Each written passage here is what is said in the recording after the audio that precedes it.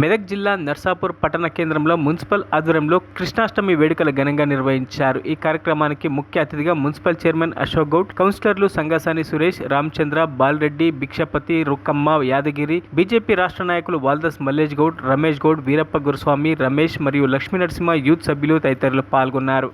నిర్వహించినందుకు చాలా గర్వపడుతూ మరి నర్సాపూర్ పట్టణ ప్రజలకు అందరికీ కూడా శ్రీకృష్ణ జన్మాష్టమి శుభాకాంక్షలు తెలియజేసుకుంటూ ఈ యొక్క కార్యక్రమానికి ముఖ్య అతిథిగా విచ్చేసినటువంటి అశోక్ గౌడ్ గారికి మరియు అలాగే సురేష్ గారికి, రామచందర్ గారికి, భిక్షపతి అన్న గారికి, రమేష్ గౌడ్ గారికి, యాదగిరి గారికి, గురుస్వామి వీరప్ప గారికి, బాలరెడ్డి గారికి మరియు రుక్కమ్మ గారికి ఈ యొక్క వేదికను అలంకరించిన పెద్దలందరికీ కూడా పేరు పేరున నమస్కరిస్తూ, మరి తల్లిదండ్రులు పిల్లలను చూసి ఆనందపడే దినాలంటే దాంట్లో చాలా గొప్పది కృష్ణాష్టమి.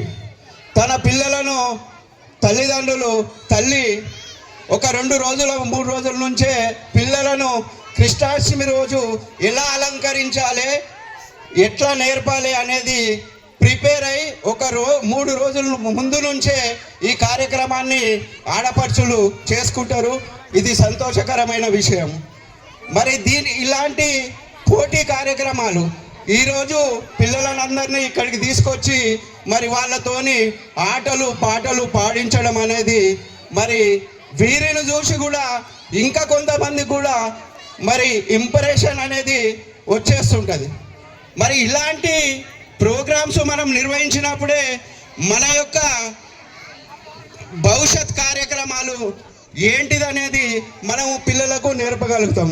నేను ఒకటే చెప్పదలుచుకున్నా, తన పిల్లలకు ఏది ఇష్టం ఉంటే అది వాళ్ళు దేంట్లో హుషారుగా చదువులో కానీ చదువులో ఉంటే చదువులల్లా, ఆటలల్లో ఉంటే ఆటలల్లా, పాటలల్లో ఉంటే పాటలల్లా వాళ్ళ యొక్క మనసులో ఉన్న వాళ్ళ ఏదైతే కళ ఉందో ఆ కళకు మాత్రం తల్లిదండ్రులు అడ్డం రావద్దు.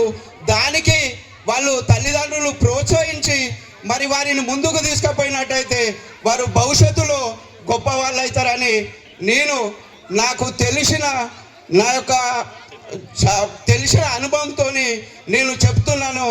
నేను కూడా చిన్నప్పుడు కూడా ప్రతి ఒక్కరం కూడా స్కూల్కి పోయేటప్పుడు ఎన్నో కళలు కన్నాం. మరిన్ని అప్డేట్స్ కోసం మా ఛానల్ని సబ్స్క్రైబ్ చేయండి.